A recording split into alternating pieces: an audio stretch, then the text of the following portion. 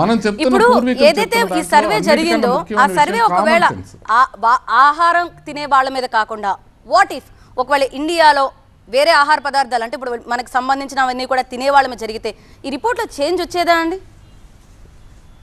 Because మీరు ఇప్పుడు అన్నారు కదా ఎక్కువ ఫ్యాట్ సంబంధించిన ఆహార పదార్థాలు అవాయిడ్ చేయాలని.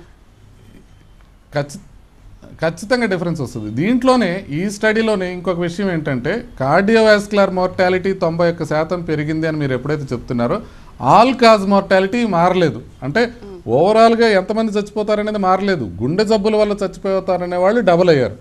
సో ఓవరాల్గా చనిపోయే వాళ్ళు సిమిలర్గా ఉన్నారు. క్యాన్సర్తో ఒక రకమైన రావటం పెరిగింది. అది కాకుండా ఇప్పుడు 8 గంటల కన్నా తక్కువ తినేవాళ్ళు, తర్వాత 8 నుంచి 10 గంటలకు తిరిగేవాళ్ళు, 10 నుంచి 12 గంటలు తిరిగేవాళ్ళు, 12 గంటల నుంచి 16 గంటల వారు తినేవాళ్ళని మనం ఇన్ని గ్రూప్స్ కింద చేశారు కదా.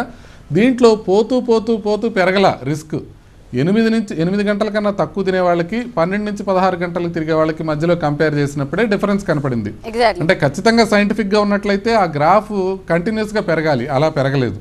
కాబట్టి మనం ఈ స్టడీలు జస్ట్ ఒక హైపోథసిస్ ఏంటంటే ఇప్పుడు దాకా మనకి ఇంటర్మీడియట్ ఫాస్టింగ్ని నమ్మేవాళ్ళు ఖచ్చితంగా దీనివల్ల లాంగ్ టర్మ్ బెనిఫిట్స్ కూడా ఉంటాయని నమ్ముతున్నారు.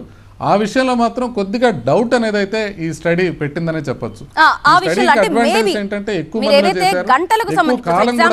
కొంతమంది 8 hours చేస్తారు, కొంతమంది 12 కావచ్చు, 14 కావచ్చు.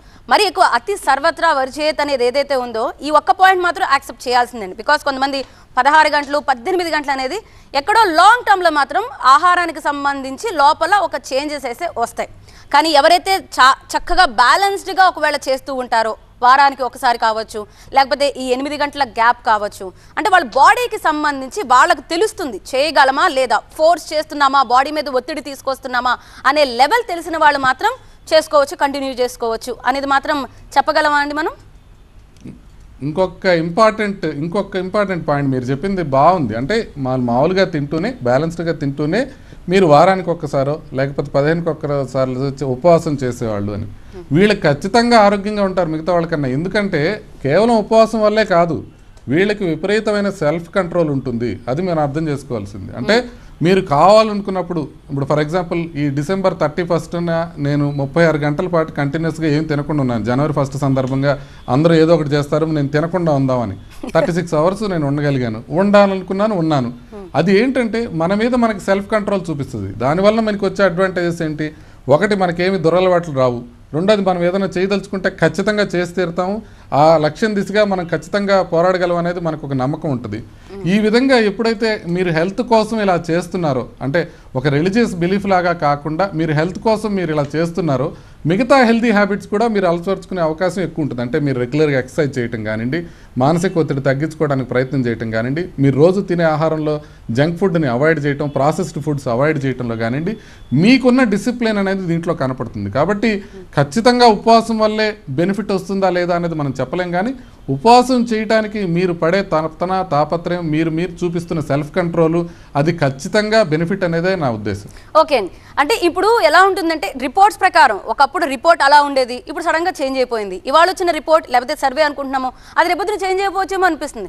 దట్టు ఈ మధ్య సోషల్ మీడియా కూడా ఎక్కువ ప్రచారాలు ఎక్కువ అవ్వడం వల్ల ఒకళ్ళు అది తినచ్చు అంటారు, ఇంకొకళ్ళు తినకూడదంటారు. సడన్గా ఒక కన్ఫ్యూజన్ మొదలవుతూ ఉంటుంది. అంటే ఈ సోషల్ మీడియా యూనివర్సిటీ నుంచి బయటకు వచ్చిన ఈ స్టడీని ఎలా చూడాలండి?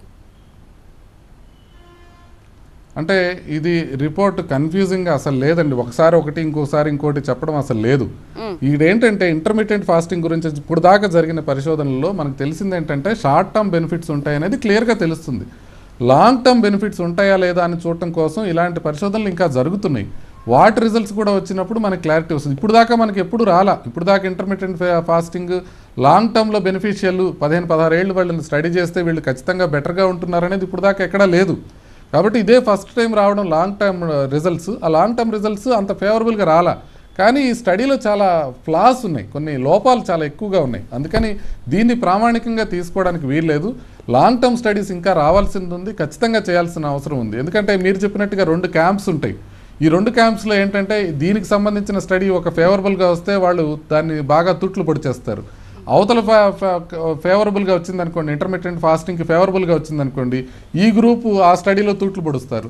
న్యూట్రిషనల్ స్టడీస్ చేయటమే కష్టం. ఎందుకంటే మీరు ఈ పర్టికులర్ ఆహారం తినమన్నారు, బట్ ఏ పర్టికులర్ ఆహారం తింటున్నారు, వాళ్ళకి మిగతా అలవాట్లు ఎంత ఉన్నాయి, వాళ్ళ మానసిక ఒత్తిడి ఎంత ఉంది, వాళ్ళు పీల్చే గాలి ఎలా ఉంది, వాళ్ళు తీసుకుంటున్న వాళ్ళు ఉంటున్న పర్యావరణంలో కాలుష్యాలు ఎంతవరకు ఉన్నాయి, ఇవన్నిటిని బ్యాలెన్స్ చేయడం ఎప్పటికీ కుదరదు. కాబట్టి న్యూట్రిషన్లో ఎప్పుడూ బల్లగుద్ది ఇదే కరెక్ట్ అని చెప్పే అవకాశం చాలా తక్కువగా ఉంటుంది.